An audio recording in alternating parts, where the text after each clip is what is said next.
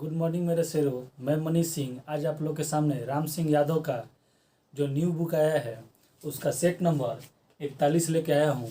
इसके पहले हम लोग 1 से लेकर 40 तक का वीडियो बना चुके हैं। जिस भाई बंधुओं को हमारे इस 1 से लेकर 40 तक का वीडियो देखना है वो हमारे यूट्यूब चैनल पर जाके और वहाँ से हमारे प्लेलिस्ट से 1 से लेकर 40 तक का वीडियो देख सकते हैं।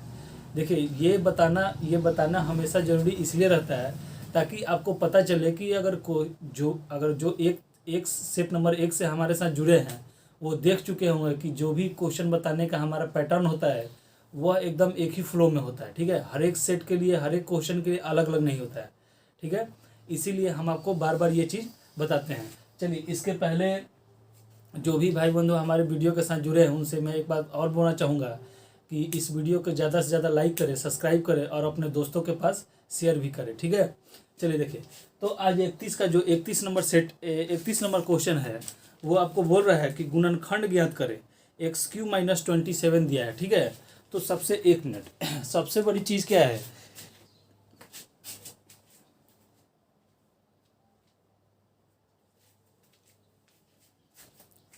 तो देखिए इसमें क्या दिया है कि x³ 31। ठीक है, बोल रहा है कि x³ - 27। तो हम लोग इसको ऐसे भी लिख सकते हैं कि x³ - 3 का होल क्यूब।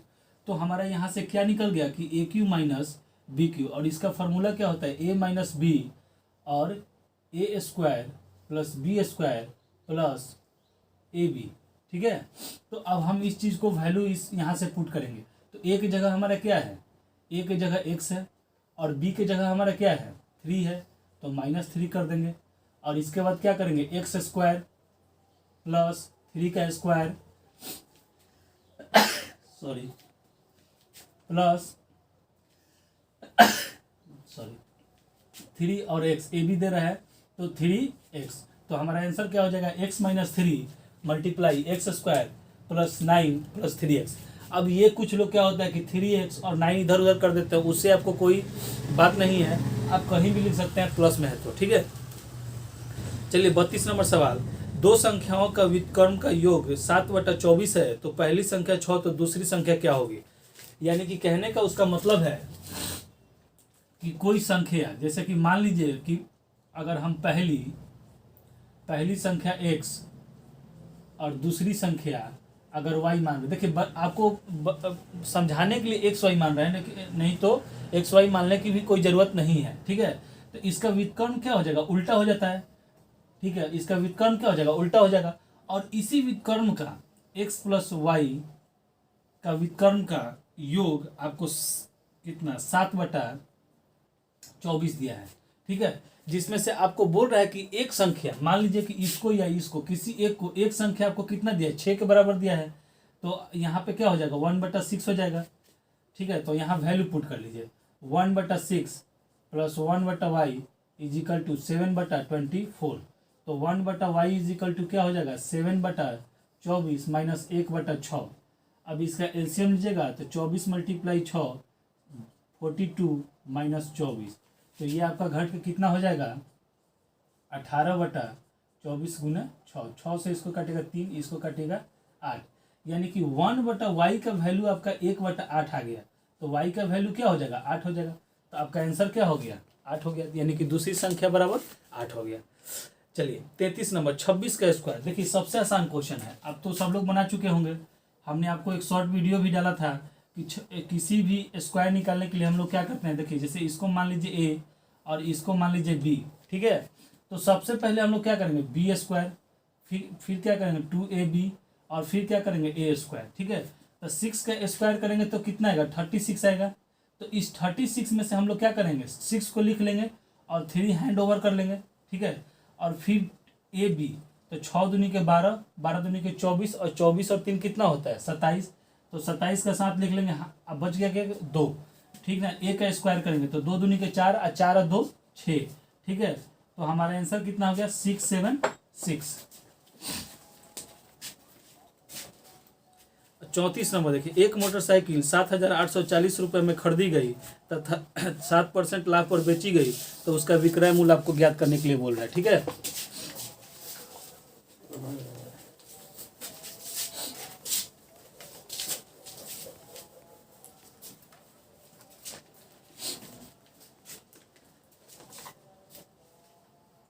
34।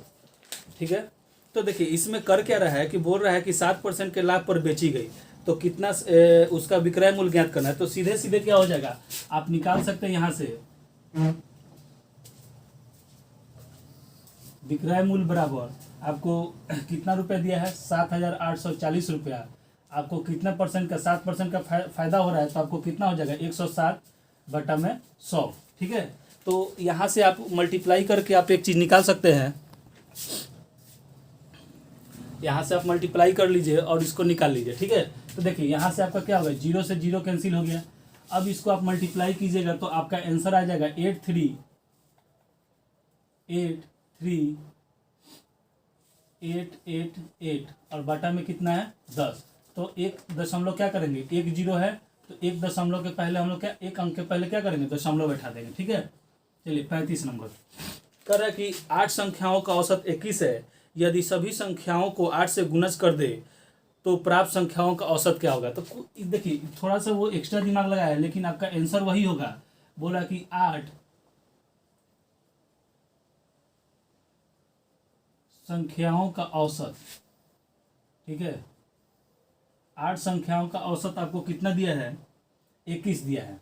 तो यहाँ से ध्यान से देखिए, अगर 8 संख्याओं का औसत आपको 21 दिया है तो आपको कह रहा है कि 8 से हर एक संख्या में मल्टीप्लाई किया जाए। 8 से हर एक संख्या में आपको क्या करना है, मल्टीप्लाई करना है। तो यानी कि 8 से अगर इधर भी मल्टीप्लाई करते हैं तो 8 से इधर भी हमारा मल्टीप्लाई चलेगा। जैसे जैसे संख्या बढ़ेगी वैसे वैसे क्या होता है, उसका मल्टीप्लिकेशन भी बढ़ते चला जाएगा। तो हम लोग 8 से जब इधर भी मल्टीप्लाई करेंगे, 8 से इधर भी मल्टीप्लाई करेंगे, तो उसको लेके चलने से क्या जरूरत है। तो सीधे सीधे लिख लेंगे कि नया औसत बराबर 21 गुने 8, 8 8 दूनी के 16, 168 हमारा आंसर हो जाएगा। ठीक है, अब बोल रहा है कि डेविड ने एक बैंक से 6,000 रुपया 3 वर्ष के लिए कर्ज लिया, उसे 12% साधारण ब्याज की अदा किया। ठीक है, तो 3 साल बाद वो ब्याज का दर क्या होगा। देखिए आपसे एकदम सिंपल सा सवाल पूछ दिया है। ठीक है, 36 नंबर। देखिए कहने का मतलब है कि आप इसको फिगर से भी बना सकते हैं और बिना फिगर का भी बना सकते हैं। ठीक है, तो कह रहा है कि ऐसा ही बराबर हम लोग जानते हैं कि P गुने R गुने T बटा क्या होता है 100। तो आपका दिया हुआ है 6,000 रुपया P दिया हुआ है और आपका रेट आपका दिया हुआ है 12% और टाइम आपका 3 ईयर्स दिया है बटा में 100। 2 0 से 2 0 कट गया। अब आप मल्टीप्लाई कर लें तो ये कितना हो जाएगा, 72 गुना 3, 0 6 1 22, 2260 आपका क्या हो जाएगा, 2160, सॉरी 2160 आपका आंसर हो जाएगा। ठीक है, अब देखिए 37 नंबर आपको एक जोड़ दिया है 5/7 प्लस 13/21 प्लस 3/4। तो सबसे पहले हम लोग क्या करेंगे, देखिए 7 और 21 का जो होता है वो क्या होगा, एलसीएम हम आराम से निकाल सकते हैं। तो 7 और 21 का एलसीएम कितना होता है 21। तो यहाँ कितना हो जाएगा 15 प्लस 13 और प्लस 3/4। तो अब यहाँ से क्या होगा, 15 दूनी के 24, 25 26 हो जाएगा। ठीक है, 13 दूनी के 26, 27 28 हो जाएगा। तो ये जोड़ेंगे तो 28 बटा कितना आएगा 21 और प्लस 3/4। अब 7 चौक 28 और 17 के 21। ठीक है, तो हमारा क्या आ गया 4/3 प्लस 3/4। अब इसका एलसीएम लेंगे तो 12, तो ये क्या हो जाएगा 16 प्लस 9। तो 16 प्लस 9 कितना होता है 25/12। तो हमारा आंसर क्या हो जाएगा, सॉरी लगता है कि 1 सेकंड रुकिए, 1 सेकंड, 5 13 21 3/4 यहाँ से रुक दिए 1 मिनट।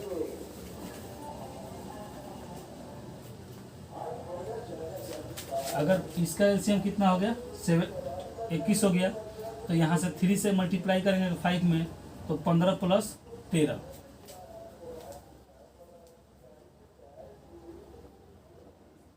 प्लस 3/4। ठीक है, तो सही तो है। ठीक है, 26 27 28 28/21 प्लस 3/4 7 चौक 28 17 के 21 हो सकता है। देखिए आपके आंसर अगर टैली कराना है, अगर आपके क्वेश्चन के अनुसार आंसर अगर टैली कराना है तो 25/12। देखिए हो सकता है कि क्वेश्चन में मिस्टेक हो, लेकिन हमको यहाँ लग रहा है कि यहाँ 14 होना चाहिए। अगर 14 होगा तभी आपका आंसर टैली होगा, और नहीं तो आपका आंसर ये 25/12 हो जाएगा। तो आप अपने सेट में सुधार लीजिएगा, ठीक है। बोल रहा है 38 नंबर सवाल कि 25% को भिन्न भिन्न में लिखें, ठीक है।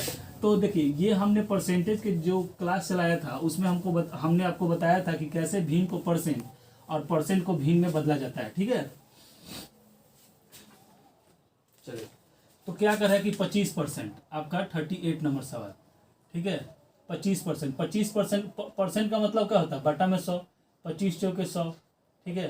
25 चौके 100, तो आपका आंसर क्या होगा 1/4 भिन्न में आ गया, ठीक है। 39 नंबर सवाल 39 नंबर सवाल क्या है कि क्यूबाइट का आयतन क्या होता है। तो क्यूबाइट आपसे डायरेक्ट फार्मूला पूछ लिया है, तो आप सीधे सीधे लिख देंगे क्यू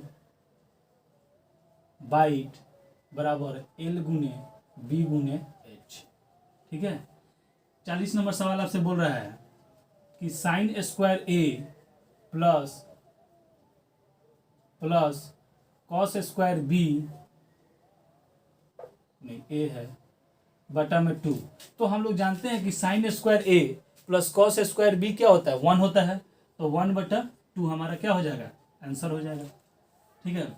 अब आपसे बोल रहा है, देखिए आपसे अब बोल रहा है कि एक त्रिभुज ABC में कोण A का मान आपका दिया है 30, B का मान अगर 90, तो C का मान ज्ञात करना है। तो हम जानते हैं, देखिए कहने का मतलब है कि एक त्रिभुज ऐसे दे दिया है, ठीक है, ABC, B का मान आपका कितना दिया है 90 डिग्री, और इसका कितना दिया है 30 डिग्री। आपसे C का पूछ रहा है। तो हम लोग जानते हैं कि किसी भी ट्रायंगल का योग कितना होता है 180 डिग्री होता है। तो angle A plus angle B plus angle C बराबर कितना हो जाएगा 180। तो एंगल A का वैल्यू आपको कितना दिया है 30 डिग्री, एंगल B का वैल्यू कितना दिया है 90, और आपको निकालना कितना है 180 एंगल C का। तो 180 माइनस कितना हो जाएगा 120, तो आपका एंगल C का वैल्यू कितना आ गया 60 डिग्री। एंगल C का वैल्यू कितना आ गया 60 डिग्री, ठीक है। आगे बढ़िए, बोल रहा है कि tan 45 का मान क्या होता है। सीधे सीधे आप जानते हैं, ठीक है, कि tan 45 डिग्री बराबर क्या होता है 1 होता है। tan 45 डिग्री बराबर क्या होता है 1 होता है। अब बोल रहा है कि सबसे छोटी अभाज्य संख्या क्या होती है। तो देखिए यहाँ कंफ्यूजन आप एराइज नहीं कीजिएगा, ठीक है, आराम से आप जान लीजिए कि सबसे छोटी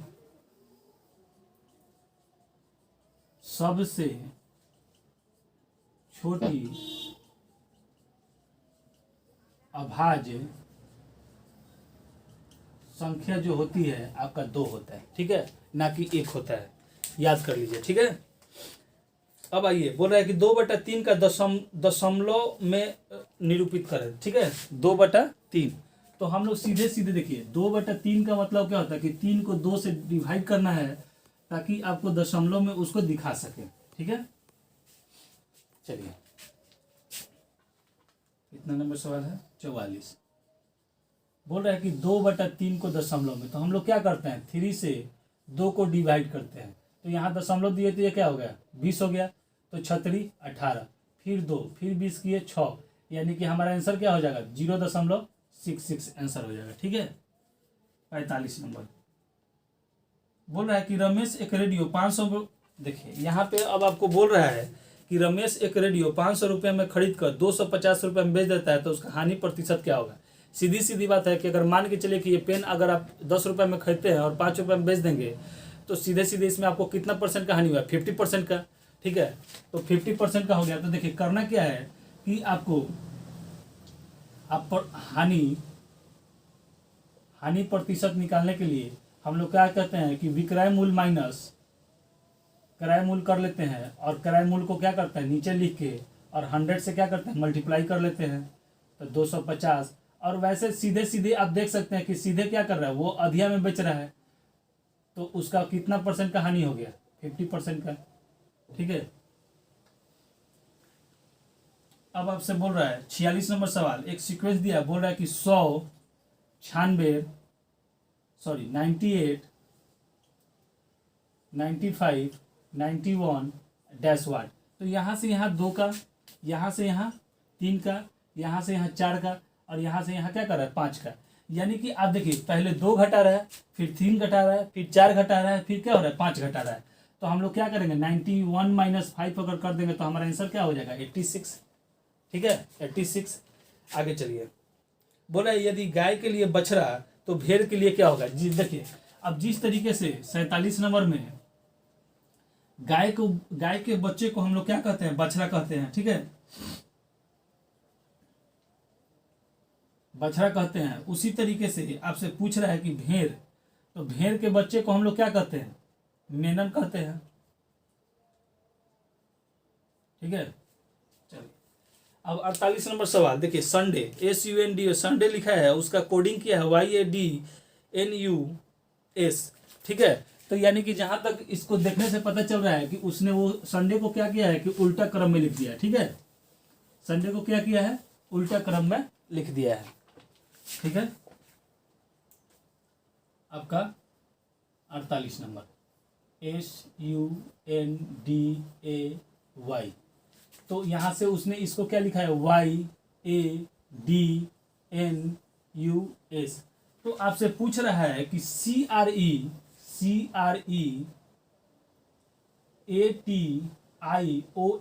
को क्या लिखा जाए। तो सीधे क्या करेंगे हम लोग अपोजिट इसको भी लिखना चालू कर देंगे NOITAERC। ठीक है, अब 49 नंबर आपको एक वर्ड दिया है, बोल रहा है कि निम्नलिखित में से कौन सा बन सकता है। तो ENCOVRAGEMENT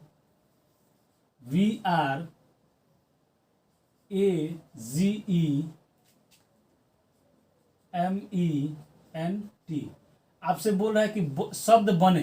ठीक है, तो आपका ऑप्शन नंबर 1 दिया है TEAK,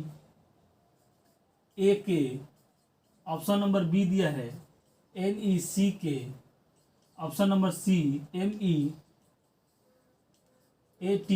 और ऑप्शन नंबर डी आपका दे दिया है GAME। ठीक है, तो आपको इसमें से खोजना है कि कौन सा शब्द, कौन सा ऑप्शन आपके इस पूरे वर्ड में सेम टू सेम कहानी जैसा है। ठीक है, ऐसा नहीं कि आपको एक सेंटेंस अरेंज करके खोजना है कि भैया APPLE ऐसे करके सेंटेंस तैयार हो, उससे कोई मतलब नहीं है। सेंटेंस तैयार हो या ना हो, बस वर्ड देखना है कि इसमें आपको वर्ड मिल रहा है कि नहीं। तो देखिए टी, तो इसमें टी आपको कहीं दिखाई दे रहा है, नहीं दे रहा है, तो यानी कि ये हमारा क्या होगा, ये हमारा नहीं बनेगा। ठीक है, अब आइए देखते हैं, एन मिल गया, ई मिल गया, सी देखेंगे सी भी मिल गया, के, तो क्या क्या हो रहा है के,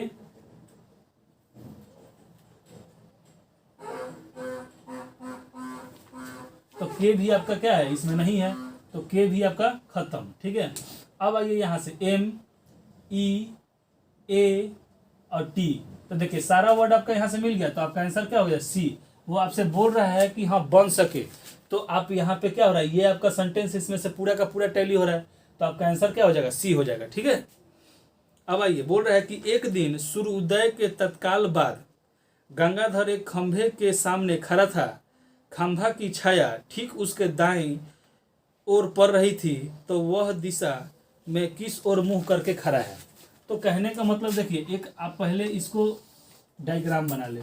ठीक है, तो ये आपका क्या हो गया पूरब, पश्चिम, उत्तर, और ये आपका दक्षिण। ठीक है, तो सूर्य उदय बोल रहा है, तो यानी कि यहाँ से अगर मान के चलिए कि सूर्य उदय किधर होता है, पूरब की दिशा में होता है। अगर मान के चलिए कि यहाँ पे वो इंसान खड़ा है, यहाँ पे खड़ा है, तो अब आपके कहने का मतलब कि अगर ये पूरब की तरफ मुंह किया रहेगा तो इसकी परछाई जस्ट उसके पीछे बनेगी। अगर वो उत्तर की ओर मुंह किया रहेगा तो परछाई जब बनेगी, लेकिन एक कंडीशन आपको दिया है कि उसके दाईं ओर आपका परछाई बन रहा है। तो जब इस आदमी का मुंह अगर हम लोग दक्षिण की तरफ कर दे, तो सूरज की जब इधर से प्रकाश पड़ेगी तो इसका परछाई किधर बनेगा, दाहिने की तरफ बनेगा, दाहिने बनेगा, तो इसका मुंह किधर हो गया, दक्षिण की तरफ। ठीक है, तो आपका उत्तर क्या हो गया दक्षिण। यानी कि आपको केवल रोटेट करके देख लेना है। मान लीजिए कि अगर हमारे फ्रंट में अगर पूरब है, तो अगर हम यहाँ पूरब की मुंह करके रहेंगे तो परछाई हमारी किधर बनेगी, पश्चिम बनेगी, मतलब पीछे बनेगी। अगर हम उत्तर की तरफ मुंह करके खड़े हो जाते हैं, इधर से अगर बनेगा तो परछाई हमारे किधर बन रहा है, बाएं बन रहा है। लेकिन आपके सवाल में क्या बोल रहा है कि परछाई आपके दाहिने बन रही है। तो जस्ट सपोज कि आप उत्तर के अपोजिट क्या होता है, दक्षिण होता है। अगर दक्षिण की तरफ मुंह करके खड़े हैं तो परछाई जब सूरज इधर से लाइट मारेगी तो परछाई किधर हमारे बनेगा, हमारे दाहिने बनेगा। तो अब हमारा मुंह किधर की ओर है, दक्षिण की ओर।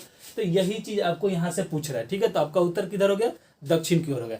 तो देखिए इस तरीके से 41 नंबर सेट का 31 नंबर से लेके 50 तक का पूरा एक्सप्लेन करके आपको बता दिया गया सवाल।